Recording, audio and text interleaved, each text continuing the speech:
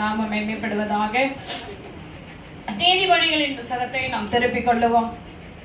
21ஆம் அதிகாரத்திலே 23ஆம் வசனத்தை அரவாசி. நீதிமொழிகள் 21:23. தன் வாயையும் தன் நாவையும் காக்கிறவன் தன் ஆத்துமாவை இடுக்கண்களுக்கு விலக்கி காக்கிறார். ஆமென். praise the Lord. அப்பா ஜெபம் பண்ணுங்கப்பா. thank you holy spirit. சோதராண்டவரே சந்தரவல தோரவல வரி கலதான மெரிவினி நிஹாலதோ வினிஷி மிஹாவுல தெரிவினி கபௌ ஆ ரேத்தோலாதி மிதனாரலரோ ரெஃப்லோ மே வினஹாலது வினித்யாந்தரலரோ. thank you lord master hallelujah. ஆமென். ஆண்டவரே பேசுங்கப்பா பேசுங்கப்பா இடைபடுங்கப்பா.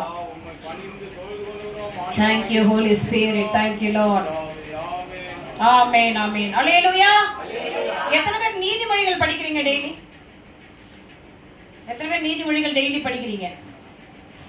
ஐயோ கர்த்தருக்கு ஸ்தோத்திரம். நீங்க எல்லாரும் அனுதினமும் நீதிமொழிகளை படிக்கணும். கண்டிப்பா நல்லா தெரிந்து கொள்ளுங்க. நாங்க பைபிள் காலேஜுக்கு போன உடனே முதல்ல எங்களுக்கு சொல்லப்பட்ட காரியங்கள் அதுதான், நீதிமொழிகளை படிக்கணும். அதுக்காக நீதிமொழி மட்டும் படிச்சது மாதிரி தான் விட்டுலாம்னா கிடையாது. நீதிமொழிகள் நமக்கு 4வது வேற சாப்பாடு மாதிரி. எத்தனை பேர் ஆமென் சொல்றீங்க? நீதிமொழிகள் எத்தனாவது சாப்பாடு? நிறைய பேர் 5 வேளைலாம் சாப்பிடுவாங்க. சொல்லுவாங்க நாங்கள் நிறைய சாப்பிட மாட்டோம், கொஞ்சம் கொஞ்சமாக 2 ஹவர் ஒரு தடவை. அதான் நீதிமொழிகளை சாயந்தரத்தில் படிக்கணும். சாயந்தரம் 6 மணிக்கு. எத்தனை பேர் ஒத்துக்கிறீங்க? சீக்கிரம் கை தூக்குங்க, ஆண்டவங்க உங்களை உட்கார வைப்பார். அது லேட்டாக வந்து எங்கள் ஊருக்கு போகிற வெளியே போகலாம் கிடையாது. கரெக்டாக 6 மணிக்கு எடுத்து வாசி அப்படின்வார். அனுதினமும் நீதிமொழிகளின் புத்தகத்தை நீங்கள் வாசிக்கணும். 31 அதிகாரங்கள் கொடுக்கப்பட்டிருக்கிற அந்த நீதிமொழிகள் ஒவ்வொரு நாளுடைய தேதியின் படிக்கு வாசிக்கணும். ஒவ்வொரு மாதத்திலும் ஒவ்வொரு நாளிலும் புது புதிய காரியங்களை கர்த்தர் அதில் வெளிப்படுத்துவார். அல்லேலூயா அல்லேலூயா.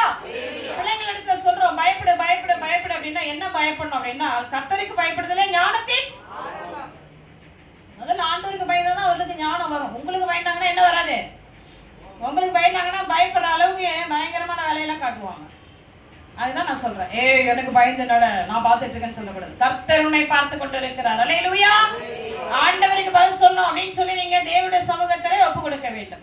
அருமையான ஒரு நீதிமொழிகளை நம்முடைய சாலமன் எழுதினார். அவர் அதாவது பார்த்தீங்கன்னா அடி வாங்கி எல்லாம் முடித்த வரைக்கும் எழுதி வச்சதுதான். என் மகனே கெஞ்சிக்கிட்டே இருப்பார். 3ஆம் அதிகாரம் பார்த்தீங்கன்னா என் மகனே என் வாயின் வார்த்தைகளை கவனி, நான் என்ன சொல்றேன் கவனி அப்படின்னு பரிசுத்த ஆவியானவரும் பேசுறது போல நமக்கு காணப்படும். 21ஆம் அதிகாரத்திலே அடிக்கடிக்கு ஆண்டவர் கொடுக்கிற ஒரு வசனம், 1ஆம் வசனம், ராஜாவின் இருதயம் கர்த்தரின் கையில் நீர்க்கால்களை போல இருக்கிறது, அதை தமது சித்தத்தின்படி அவர்.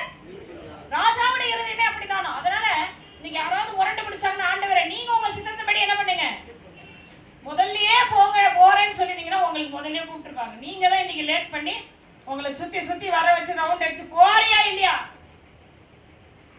இல்ல என்கிட்ட பணம் நிறையுது, நான் அவங்ககிட்ட அந்த சரி போ நல்ல கவனிங்க. தேவ தீர்மானத்திற்கு நம்ம ஒப்பு கொடுப்போமானால் அன்றைக்கே விடுதலை. இது நிறைய பேருக்கு தெரியல.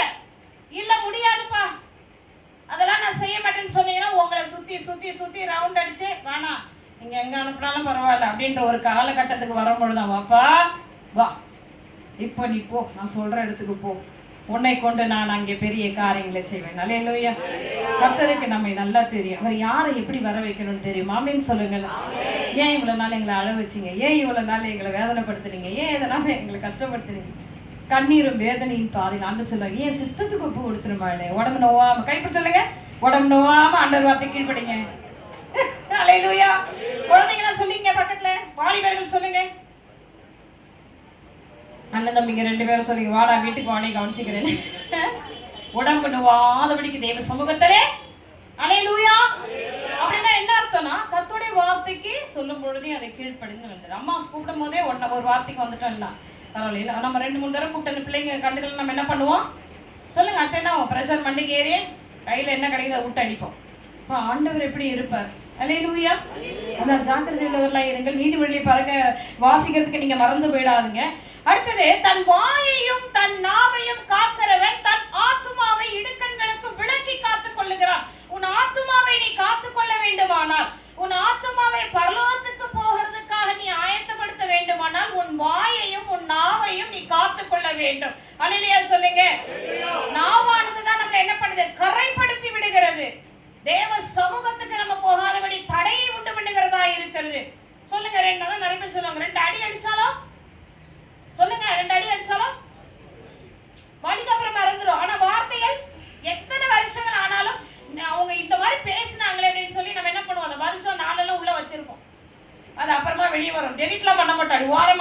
ஓரத்துல போட்டு வைப்பான். அந்த ஓரமா இரு, தேவைப்படும் போது உன்னை எடுத்து நான் உபயோகப்படுத்திக்கிறேன்ட்டுன்னு.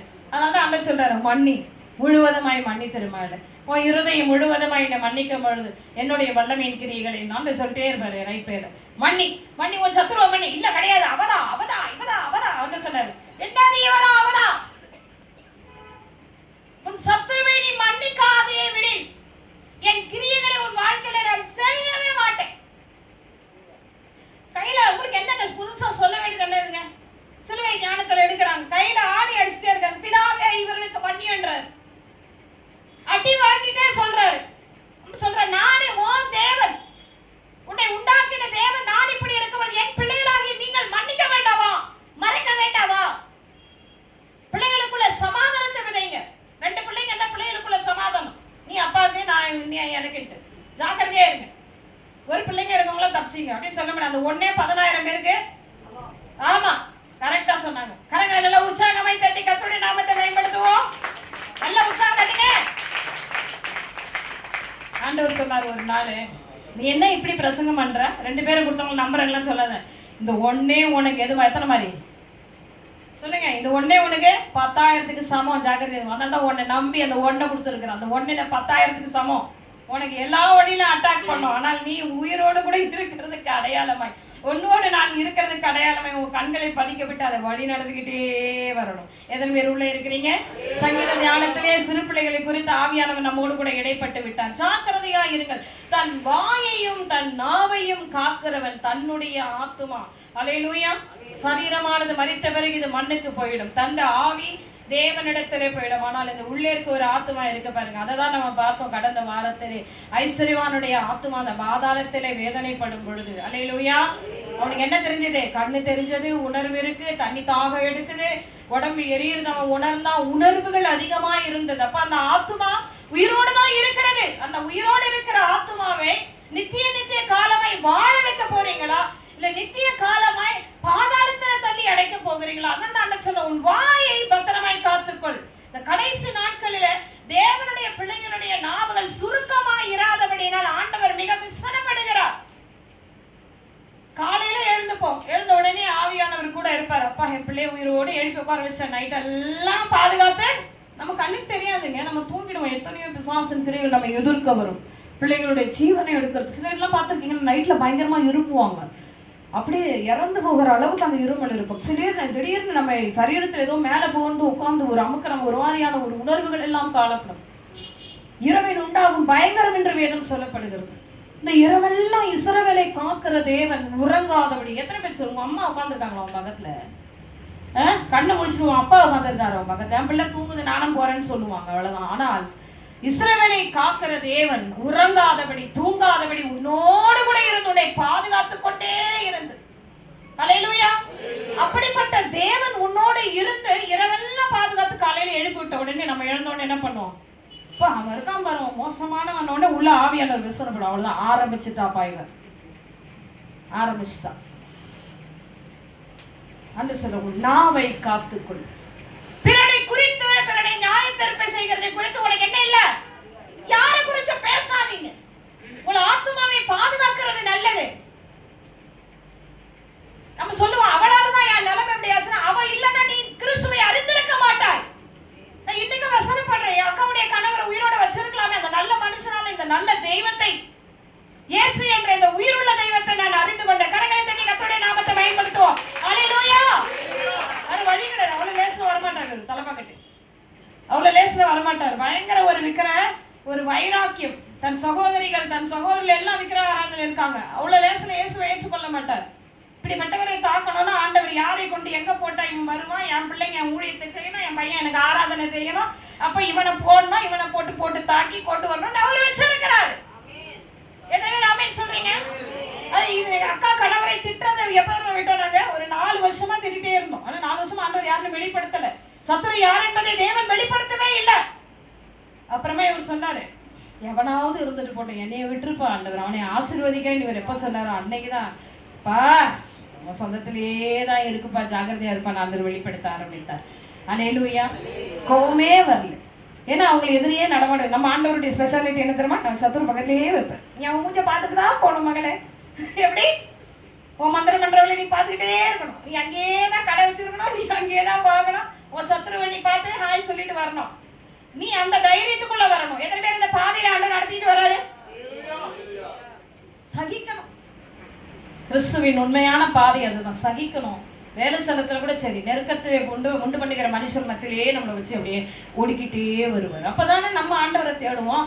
அவன் நமக்கு ஃப்ரெண்ட் ஆகிட்டா என்ன பண்ணுவோம், அவங்க கூட சேர்ந்து அட்டகாசம் பண்ணுவோம். அதனால தான் ஆண்டவர் ஒரு பாயிண்ட்லயே வச்சிருப்பார், ஒரு ரவுண்ட்லயே உன்னை கொண்டு வருகிறதுக்கு காரணம் பரலோகத்துல உன் நாமம் எழுதப்பட்டிருக்க மேலே அந்த பரலோக ராஜ்யத்துக்கு வரணும்னா நீ உடம்பும் வர முடியாது. சில பாடுகளில் சில கண்ணீரின் பாதலை கடந்து வர வேண்டும். இன்றைக்கு முக்கியமாய் உன்னுடைய ஆத்துமாவை கெடுக்கிறது இடுக்கண்களுக்கு உன்னை கொண்டு போறதுக்கு முதல் காரணம் உன் நாவு. உன் நாவை பாதுகாத்துக் கொள்ள. அதாவது யாக்கோபு 3ஆம் அதிகாரத்துல தெளிவாய் சொல்லப்பட்டிருக்கிறது. நமக்கு அடிக்கடிக்கு அந்த அதிகாரத்தை நம்ம பாதுகாத்தா இருக்கோம். ஐயா நம்முடைய மூப்பரையும் நமக்கு பிரசங்கம் பண்ணிட்டு இருக்கிறது.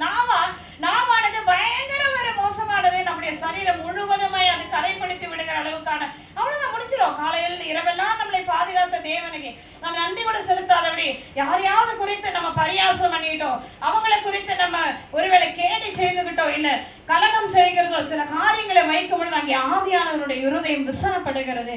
மீட்கப்படும் நாளுக்கு என்று முத்திரையாக பெற்றிருக்கிற அந்த பரிசுத்த ஆவியானவரை நம்ம எப்படிப்பட்டவர்களாய் மாறுறோம்? துக்கப்படுத்துகிறவராய் மாறி, அவரை துக்கப்படுத்துகிறவர்களாய் நீங்க மாறிடுவீங்க. ஜாக்கிரதை உள்ளவர்களாய் இருக்க வேண்டும். அல்லேலூயா. ஒரு அல்லேலூயா சொல்லுங்க. 6ஆம் வசனம் சொல்லுது, யாக்கோபு 3:6, நாவும் நெருப்புதான், அது அநீதி நிறைந்த உலகம். நம்முடைய அவயங்களில் நாவானது முழு சரீரத்தையும் கரைப்படுத்தி ஆயுள் சக்கரத்தை கொளுத்தி விடுகிறது. ஆயுள் சக்கரம் என்பது என்ன? உன் ஆத்துமாவை கொளுத்தி நரகத்துக்கு தள்ளுது. ஏனென்றால் நாம் பேசுகிற ஒவ்வொரு வார்த்தையும் வானங்களிலே போய் விழுகிறது. ஏற்ற காலத்துல ஆண்டவர் என்ன பண்ணுவார், இவரை என்னென்ன பேசுனாங்க என்னன்னு எல்லாத்தையும் ஆண்டவர் ஞாபகம் வச்சிருக்காரு. ஆண்டவர் ஜாக்கிரதையா இருக்கணும். பிள்ளைகிடத்துல சொல்லுங்க, பிள்ளைகளையும் அவங்களுக்கு சத்துருவா மாத்தி விட்டுறாதீங்க. அவதான் செஞ்சா ஞாபகம் வச்சுங்க அப்படின்னு. ஜாக்கிரதை. அல்லேலூயா. உன் கசப்பை கொண்டு உன் பிள்ளைகளிடத்துல திணிக்காத. வளர்ற பிள்ளையிடத்துல உன் கசப்பை கொண்டு வந்து திணிக்காத. எத்தனை பேர் உள்ள இருக்கிறீங்க? அல்லேலூயா. பாதிக்கப்பட்டது நீ என்னைக்கு ஒப்புரவாயிடு. ஆனா பிள்ளைகளை கொண்டு போய் நீ அவர்களுக்கு விரோதமாய் உன் நிமித்தமாய் அந்த பிள்ளைகளும் என்ன பண்ணுது? கர்த்தருடைய பார்வையிலே தகாததாய் காணப்பட்டு அந்த பிள்ளைகளும் பாடுகள் அனுபவிக்கும். அதுதான் ஆண்டவர் சொல்றாரு, உன் நாவை காத்துக்கொள்ள. அதான் சொல்றேன். இப்ப நான் வேற மாதிரி பேசுறேன். எப்படி பேசுறாரு ஆண்டவர்? என்ன சொல்றாரு? சுருக்கமா வாயின் வார்த்தை சுருக்கமா இருக்கட்டும் ஆண்டவர். என்ன சுருக்கு போட்டு வைக்கிறது தெரியல. ஆண்டவர் சொல்ற வாயின் வார்த்தைகளிலே சுருக்கமாயிரு. அப்படி என்றால் என்ன அர்த்தம்? உன் நாவை பாதுகாத்துக்கொள். பிள்ளைகள் ஒருவேளை உங்கள் கண்ணுக்கு தெரிந்து மற்றவர்களை எடுத்தறிஞ்சு பேசுறாங்கன்னா அந்த இடத்துல என்ன பண்ணுங்க? பிள்ளைகளை கண்டிக்கிறதுக்கு பாருங்கள். ஆண்டவர் அதை விரும்புகிறார். ஆமென் சொல்லுங்களேன். அல்லேலூயா. அல்லேலூயா. கர்த்தருடைய நாமம் மகிமைப்படுவதாக. 16ஆம் வசனம் சொல்லுது, வைராக்கியமும் விரோதமும் எங்கே உண்டோ அங்கே கலகமும் சகல துர்ச்செய்திகளும் உண்டு. ஆனா பாருங்க, மேல வசனம் சொல்லுது, கர்த்தருடைய நாமம் மகிமைப்படணும். 14ஆம் வசனம், உங்கள் இருதயத்திலே கசப்பான வைராக்கியத்தையும் விரோதத்தையும் வைத்தீர்கள், ஆனால் நீங்கள் பெருமை பாராட்டாதிருங்கள். கசப்பான வைராக்கியம். பத்தியா நான் வந்தா அவங்கிட்ட பேசல, பத்தியா பேசலாமே. எத்தனை தடவை அவளே உன்னை அடிச்சுட்டு கொண்ட கூட, அம்மா என் மகளே என் தாயே வா, உங்ககிட்ட பேசலன்னா நான் என்ன இடம்? எனக்கு எந்த இடம் சொல்லுங்க? நீ பேசணும். ஆண்டவர் என்னைய வச்சிருக்காரு. என்னைய தொடரணும் பிசாசு அவர்கிட்ட உத்தரவு கேட்டுதான் வரான். என் ஆண்டவருடைய சித்தம் இல்லாதபடி என்னுடைய தலைமையில ஒன்றை நகரே சொல்லுங்க. 2 அடைக்கலான் குருவிகளை பார்க்கிறீர்களே, பிதாவின் சித்தம் இல்லாம ஒன்றை கீழே விடாது. நீ இன்றைக்கு நீ பேசுகிறாய் என்றால், இன்றைக்கு இந்த காரியங்கள் நடக்கிறது என்றால், என்னுடைய விசுவாசத்தை சோதிக்கும்படி ஒரு பெரிய எக்ஸாம் வச்சிருக்காரு ஆண்டவர். ஆமென். அந்த எக்ஸாம்ல நான் பாஸ் பண்ணி தான் ஆகணும். ஒருவேளை அந்த நேரத்துல கோவப்பட்டாலும் மறுபடியும் உன்னை ஏற்றுக்கொண்டு தான் ஆகணும். வேற வழி கிடையாது. பரலோகம் தான் எனக்கு முக்கியம். பக்கத்துல கைப்பிடி சொல்லுங்க, நமக்கு பரலோகம் தான் முக்கியம். நிறைய பேர் சொல்லுவாங்க, எனக்கு சாப்பாடு தான் முக்கியம். பாத்தீங்களா? அது மாதிரி நமக்கு எதா முக்கியம்? நமக்கு பரலோகம் தான் முக்கியம். பரிசுத்தமாய் இப்படி ஆத்துமாவை இடுக்கண்களுக்கு எல்லாம் காப்பாற்றி பாதுகாக்க வேண்டும் என்றால் நம்முடைய வாயின் வார்த்தைகள் எப்படி இருக்கணும்? சொல்லுங்க சொல்லுங்க. நீங்கள் பெருமை பாராட்டாதிருங்கள், சத்தியத்திற்கு விரோதமாய் பொய் சொல்லாமல் இருங்கள். இப்படிப்பட்ட ஞானம் பரத்திலிருந்து இறங்கி வருகிற ஞானமாய் இராமல் லௌகீக சம்பந்தமானதும் ஜென்ம சுபாவத்துக்கு பேய்த்தனத்துக்கு அடுத்ததுமாய் இருக்கிறது. நம்மள தலைவலி பண்றதுக்குன்னே அவங்கள பேச வைப்பான் ஆண்டவர். என் பிசாசு பயங்கரமா பேச வைப்பான். மசாலாவோட போட்ட பிரியாணி மேல வருவாங்க அவங்க.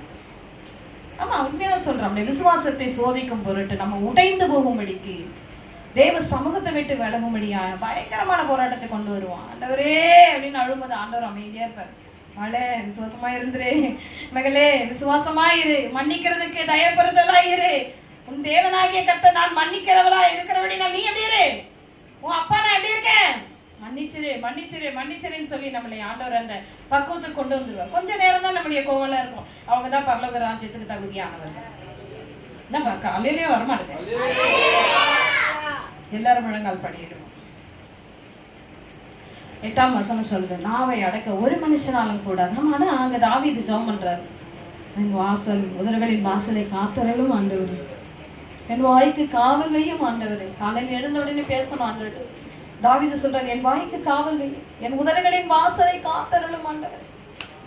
யாரை குறித்தும் பேசியும் என்னை நான் கரைப்படுத்தி உம்மை இழந்து போகக்கூடாது. எத்தனை பாட்டு பாடுறோம் தெரியுமா? இன்னைக்கு அருமையான சாங்லாம் நம்ம பாடுறோம் ஆண்டவரை குறிச்சு.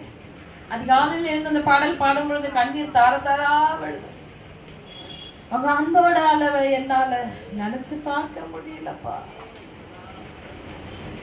இம்மட்டும் என்னை நடத்தி வந்ததற்கு நீங்க ஆண்டவரே நான் என்ன செய்திருக்கிறேன். எல்லாரும் முழங்கால் படியிட்டு சொல்லுங்க, என்னை மன்னியும் ஆண்டவரே, நான் பேசுற வார்த்தைகளுக்கு என்னை மன்னியும் அப்பா. என் ஆத்துமா உங்களுக்காகத்தான் இருக்கணும். என் ஆத்துமா உங்களை மட்டும்தான் பார்க்கணும், உங்கள்கிட்ட வரணும். என் ஆத்துமா உங்கள்கிட்ட வரணும்ப்பா. எல்லாரும் கேளுங்க. என் ஆத்துமா ஒருவேளை கரைப்படுத்தும்படியாக நான் பேசியிருப்பேனால் ஆண்டவர் ஒரு விசை தயவாய் மன்னிப்பீரால். என் ஆலயத்தில் வருகிற சிறு பிள்ளைகள் வாழை பிள்ளைகள் மேலே கர்த்தருடைய அக்கினி வல்லமை இறங்கட்டும் ஐயா. ஆவியானவர் நடத்துங்கப்பா, ஆவியானவர் நடத்துங்க, பரிசுத்த ஆவியானவர் நடத்துங்க. வல்லமையின் தேவனே, ஆலயத்துக்கு வந்திருக்கிற பிள்ளைகள் ஒவ்வொரு மேலே கர்த்தருடைய கரம் அமருவதாக ஆண்டவர். உங்க சித்தத்துக்காய் நாங்கள் ஒப்பு கொடுத்து செபிக்கிறோம் ஆண்டவரே. எங்களை பாதுகாத்தருளும் பரிசுத்த ஆவியானவர் எங்களை வழி நடத்துவீராம். இதோ உலகத்தின் முடிய பறிந்த சகல நாட்களிலும் நான் உங்களோடு கூட இருக்கிறேன் என்று சொன்னீரே. ஆவியானவர் எங்களை வழி நடத்துவீராக ஆண்டவர். எல்லா கடைகளை தட்டி கர்த்தருடைய நாமத்தை மகிமைப்படுத்துவோம்.